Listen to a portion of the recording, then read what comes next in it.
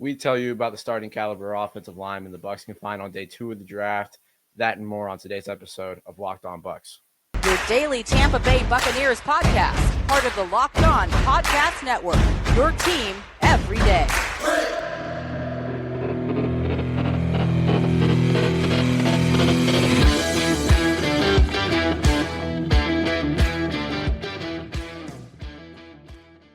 What's up, and welcome into this April Fool's Day edition of Locked On Bucs, your daily podcast covering the Tampa Bay Buccaneers, part of the Locked On Podcast Network, your team every day. I want to thank you for making Locked On Bucs your first listen review every single day. Don't forget you can subscribe or follow for free on YouTube or wherever you get your podcasts. And of course, you can follow along on Twitter. I am James Yarcho at JYarcho_Bucs, credentialed member of the media covering your Tampa Bay Buccaneers as deputy editor of SB Nation's BucsNation.com, here with you every Monday through Friday, along with the everydayers. And for that, I want to share my appreciation for your continued support of the show. One of the ways you can support the show is become a Locked On Bucs insider. You're going to get news, rumors, updates, general thoughts, plus one-on-one conversations with me via text message. Head to joinsubtext.com/LockedOnBucs to become an insider today. This episode is brought to you by FanDuel. Make every moment more. Right now, new customers get $200 in bonus bets with any winning $5 bet.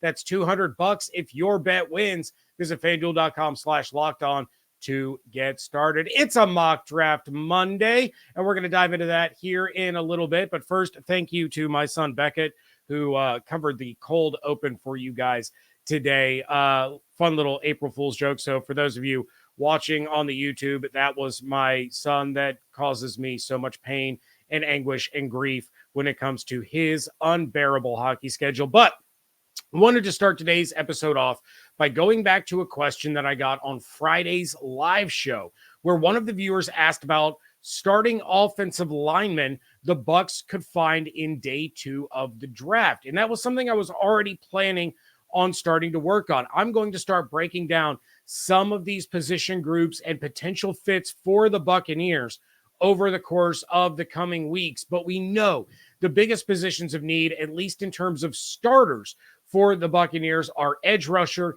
and interior offensive line. So if the Bucs go edge rusher in the first round, who are some guys that they can get on day 2 that are potentially plug and play guys either at guard or center? And by request of one of the YouTube comments that I got last week, I am going to repeat the full name of some of these guys multiple times, just because a lot of you guys listen to this show or you have it on YouTube in the background while you're doing other things. So I don't want you to have to keep rewinding to figure out who I'm talking about. But the first guy that I am going to talk about is Cooper Beebe out of Kansas State, who was a 2-year starter for the Wildcats and took over 1,700 snaps at left guard between 2022 and 2023, as well as snaps at every other offensive line position outside of center over his time there. So Cooper Beebe struggled at tackle,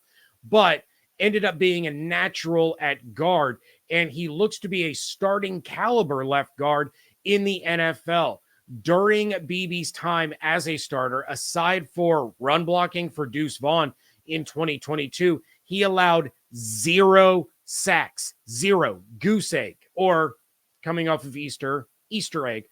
So you're getting a guy with a really solid pass blocking repertoire, as well as an effective run blocker to help boost that part of the Bucs offense that struggled so much last season. So Cooper Beebe is projected to be a day 2 pick, ranging from the mid-second to early 3rd round, falling right in that range that the Bucs would need for their 2nd round pick. He's obviously a little rough around the edges in some aspects. Otherwise, he wouldn't be a 2nd round pick. Most notably, his footwork has been a big knock. He struggles in his footwork against speedier players.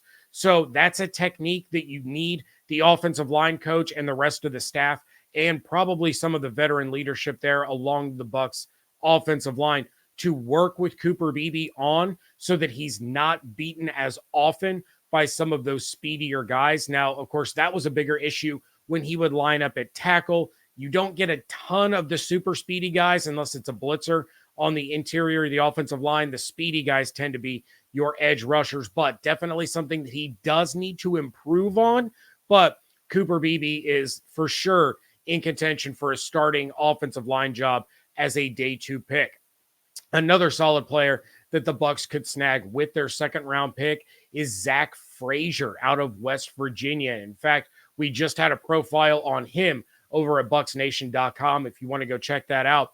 But he played his entire collegiate career at center, and he projects to be a center or a guard in the NFL, but over 2,500 snaps at center in college. And Zack Frazier is one of the more intriguing prospects for the Buccaneers. And a lot of that has to do with the fact that he can compete for the starting job at 2 different positions, while Robert Haynes could either slide back to guard, which is where he played when he was at Notre Dame, or he remains at center, and then Zack Frazier moves over to left guard.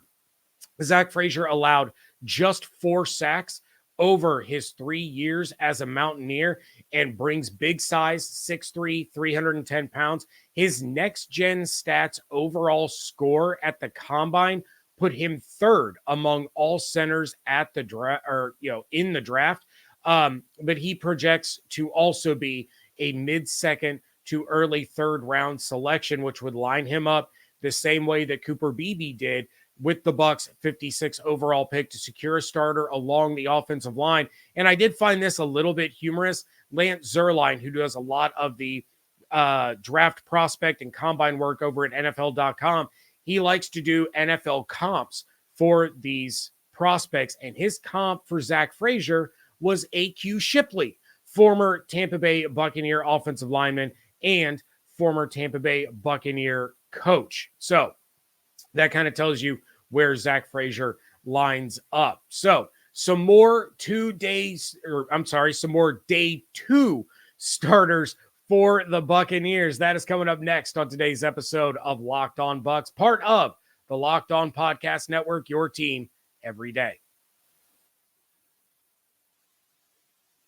Say goodbye to busted brackets because FanDuel lets you bet on every game of the tourney. Whether you're betting on a big upset or a 1 seed, it's time to go dancing with America's #1 sports book. Right now, new customers get $200 in bonus bets if your first $5 bet wins. That's $200 to use on point spreads, money lines, over-unders. You can even pick who's going to win it all. We are down to the final 4 with UConn looking unstoppable as the overall favorites at -190.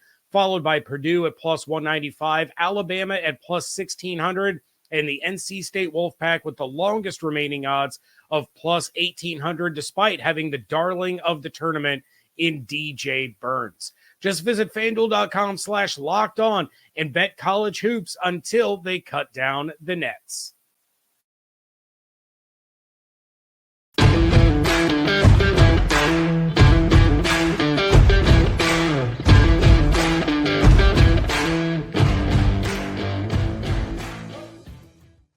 Thank you again for making Locked On Bucs your first listen review every single day. Every day is make sure you are coming back tomorrow.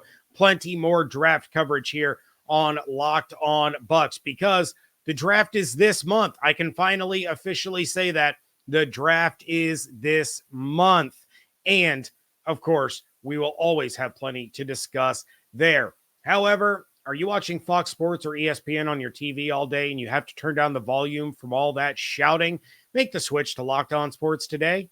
It's a free 24/7 sports streaming channel program for you every day to bring you the biggest stories without all the screaming. Locked On Sports Today brings you can't-miss analysis, opinions, and news streaming 24/7 on YouTube or the free Amazon Fire TV channel app, part of the Locked On Podcast Network, your team every day. So we've talked about Kansas State's Cooper Beebe. We've talked about West Virginia's Zack Frazier so far. And if you really want to get crazy and take a risk at finding a starter in the 3rd round, because it is possible, there are guys. I really, really like the potential and the upside of Georgia Bulldog center Cedric Van Pran. He's another player that took every snap in college at center, but projects to play either center or guard in the NFL. He was the anchor of the offensive line for 2 national championship teams. He is an absolute mauler in run blocking, while solid in pass protection, but does have room for improvement in that aspect of his game. However, this is where it does get a little bit interesting, because the Bucs would probably be better off leaving Van Pran at center and moving Haynes over to guard. So while some draft analysts have Cedric Van Pran projected to move from center to guard, to me, his style of play lends itself more to the center position, and having him at guard and Robert Haynes at center might actually weaken the offensive line compared to their potential if you go ahead and line up Cedric Van Pran at center and then slide Haynes back to the position he played in college there at left guard next to Tristan Wirfs. There are some draft sites. You go to Walter Football, they project Van Pran to be a guard.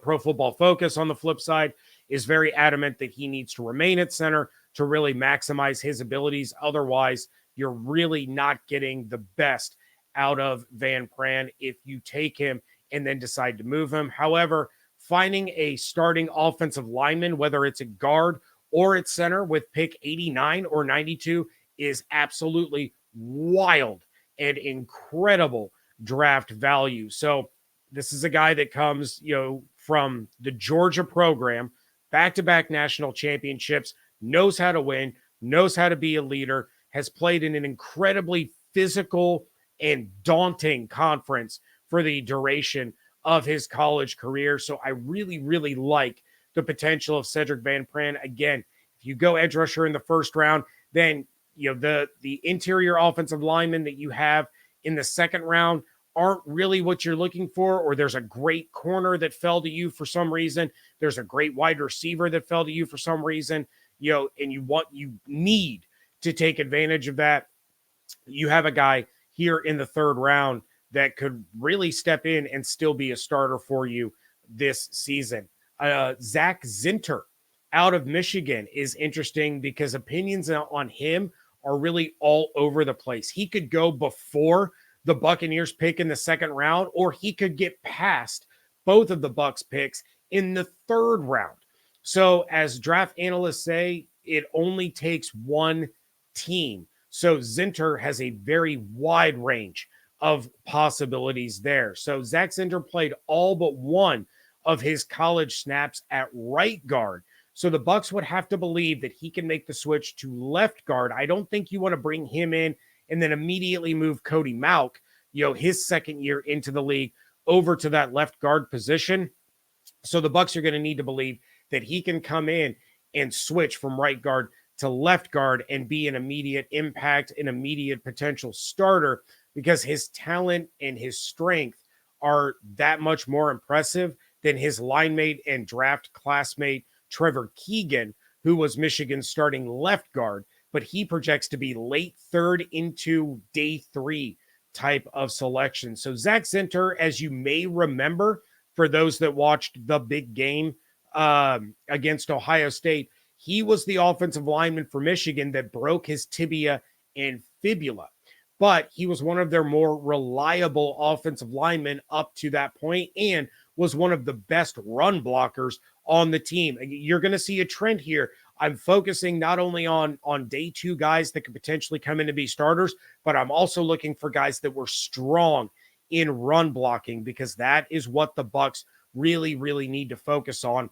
The pass blocking, of course, is important, but this team has got to figure out how to get that run game going, and it starts in the trenches. I'm looking for guys that excel in that run blocking. So I'm not sure if the Bucs would use a second round pick on Zack Zinter, but if he slips to the Bucs in round 3 with the ability to potentially start, there would probably be a competition, but I would be confident that Zinter would win out if he can get down switching all of his mechanics from the right to the left side.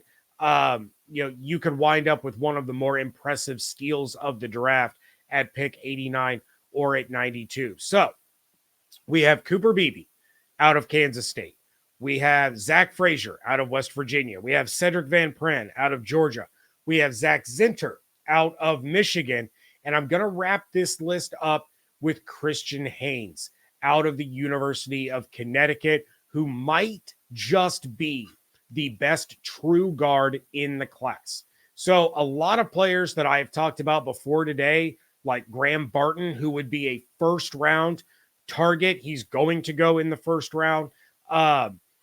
He's a tackle that they think is going to make the move over to guard. And a lot of the guards that have been talked about are tackles or centers that they believe, the draft experts, when I say they, draft analysts, draft experts, believe that they are going to make the transition from those positions to the guard position in the NFL.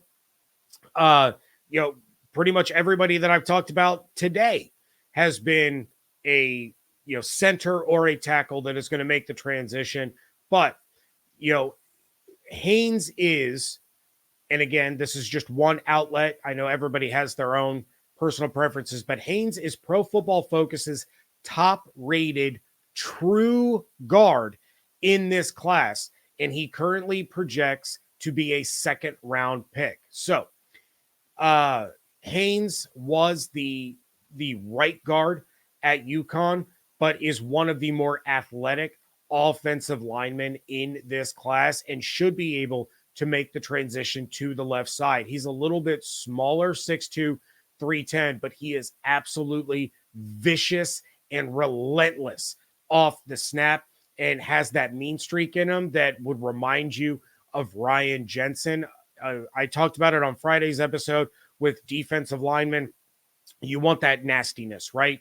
If you are going to have a bully on your team, you want it to be one of those guys on the offensive line. Christian Haynes is absolutely one of those guys. His 78 next-gen stats overall score out of the combine puts him third among guards in at that NFL scouting combine, and he brings a level of maturity and leadership that I don't know you would find in one of these other players that I mentioned. I'm not saying that any of these guys are immature, and I'm not saying none of those guys can be leaders, but this is a 4-year starter, 4-year captain for the UConn Huskies.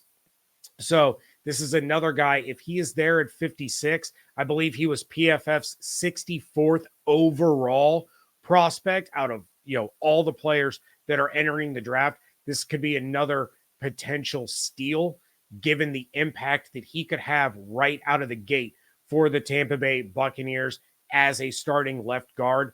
And again, you help solidify that offense. His run blocking scores were off the charts. His pass blocking scores were very good.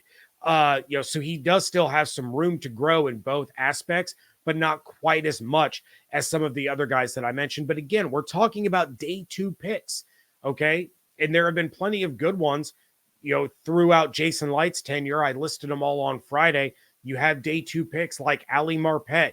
You had Antoine Winfield Jr., Chris Godwin, Carlton Davis, Jamel Dean, Mike Edwards. These were all day 2 picks for the Buccaneers that became starters, had major impacts on the current team, the Super Bowl team, whatever you want to point to.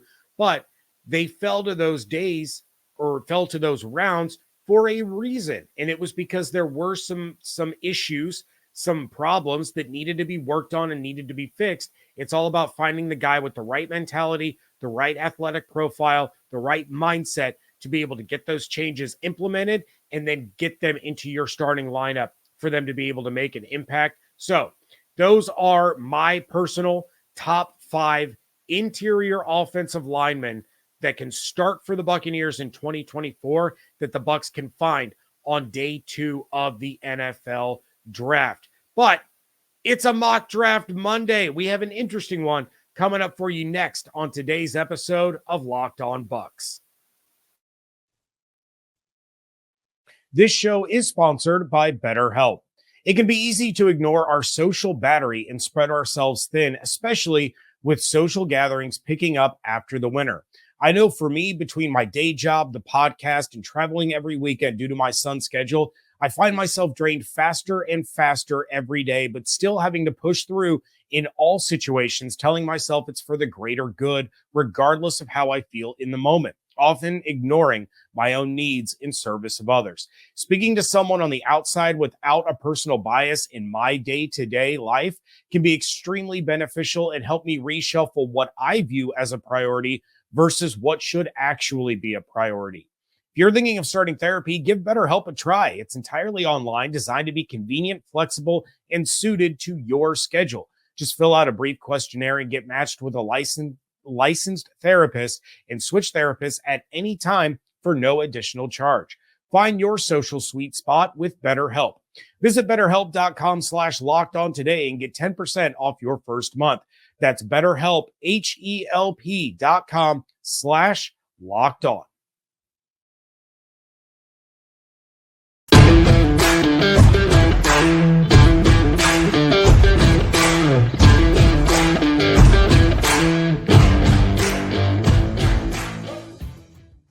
Wrapping things up here on a Monday edition of the Locked On Bucs podcast, and a former Vikings GM by the name of Rick Spielman, a former Super Bowl champion in Bryant McFadden, and draft analyst Ryan Wilson did a joint mock draft for CBS Sports that I found to be pretty interesting. And I found it interesting for this reason. At pick 26, the Tampa Bay Buccaneers selected Chop Robinson, the edge rusher out of Penn State, with McFadden saying, quote, "The Buccaneers replenish the pass rush with Chop Robinson coming in after Shaquille Barrett signed with the Dolphins," end quote. So I know what you're doing. You're staring very quizzitively at your monitor, your phone, your TV, your radio, going, "James, why do you find this to be interesting? You've been talking about Chop Robinson for a month." I find it to be interesting for, first and foremost, the first edge rusher off the board in this mock draft was Jared Verse to the Atlanta Falcons, followed immediately on the very next pick by Dallas Turner to the Bears. So, given how much I like Chop Robinson, you would all think that I would love this pick, but I actually believe that they got this one wrong. So I mentioned the first two edge rushers off the board, but they had the Bucs taking Chop Robinson with Latu out of UCLA still on the board and going with the very next pick to the Arizona Cardinals. If the Tampa Bay Buccaneers find themselves in this situation, Latu has to be the pick. I rarely talk about him on this show because he should be the second edge rusher taken off the board in the NFL draft. And in this mock, he's the fourth.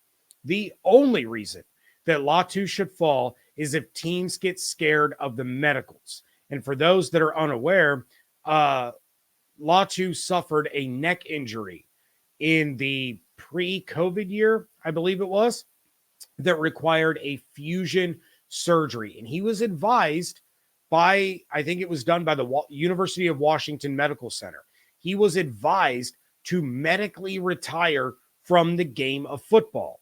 Instead, he decided to go to UCLA and get 12 sacks in 2022 and 15 sacks in 2023. He is PFF's top-rated edge rusher, even ahead of Dallas Turner, who more often than not is the number one edge taken off the board in these mock drafts. But Latu might legitimately be the best edge guy in the draft in terms of potential impact next season, pure ability, translation to the NFL game, football IQ.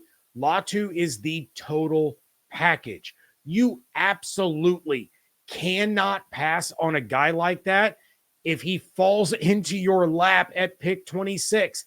I wouldn't be mad if Jason Light packaged, picks for this year plus future picks to move up about 10 to 12 spots in order to get Latu. He is that impactful on whatever team he is going to go to.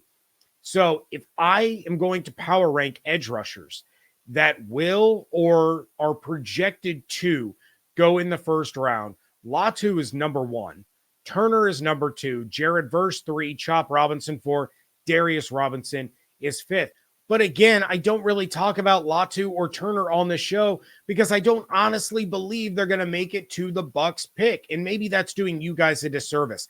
And I need to do a deeper dive on them because Jason Light very well could move up to try to snag one of those two guys because the edge rush position is so thin and in desperate need of an impact player. This is the kind of time where we could see Jason Light truly move up to grab one of those guys. And if you want me to do that, please feel free to let me know in the comments or tweet me at Locked On Bucs, at JYarcho_Bucs. If you want to know more about Latu and Dallas Turner, because I haven't talked about them very much. And, just because I don't believe that they're going to make it to the Bucs pick doesn't mean that they won't be the Bucs pick. But if we're talking about pick 26, I think even Jared Verse is a stretch or pushing it. It would take a lot of things going the Bucs way in the draft for Jared Verse to fall to them. But that's not the only reason that I like Chop Robinson. I think he has a ton of potential. He might be the most purely athletic out of the 5 guys that could go in the first round. But with that said, you cannot take Chop over Latu unless the medicals scare you that much or your own training staff has given you the red flag alert that Latu, while insanely talented and is a defensive rookie of the year candidate, from the jump, he may only play for 3 or 4 years because of that injury history, because of the neck fusion surgery. And it is such a high risk to utilize that draft capital on a guy that may not be around because of health issues that you opt to go with somebody who may not be quite as good, but you'll have for a much longer time. So if Latu is in the cards for the Buccaneers, you 100% run that card. You hand that card to Trey Palmer, Devin Tompkins, somebody with some speed, and you get it up there as fast as you can, because if you can get past the medicals and he gets cleared on the medicals, he can be the pass rush anchor for the next decade. He's that good. So, gentlemen, Rick Spielman, Bryant McFadden, Ryan Wilson, I appreciate the work you put in on this mock draft, but you botched it and you screwed it up by having Latu fall all the way to pick 27 to the Arizona Cardinals. It just didn't make any sense to me. And I was like, you know what? I love Chop Robinson. I do. I think he'd be a great addition to the Buccaneers, but Latu is even better. And if he's there, that's the guy you got to take. That's going to do it for this episode. Please make sure you are checking out everything going on over at BucsNation.com. Draft prospect profiles every single day leading up to the NFL draft. And some of the guys that I have talked about on this show have already been up there. So make sure you're checking all of those out. Make sure you're following on Twitter at Locked On Bucs, at JYarcho_Bucs. Become a Locked On Bucs insider. Join subtext.com/LockedOnBucs. Hope you all have an absolutely outstanding day. Stay safe, stay healthy, fire the cannons. Want to thank you so much for joining me right here on Locked On Bucs, part of the Locked On Podcast Network, your team every day.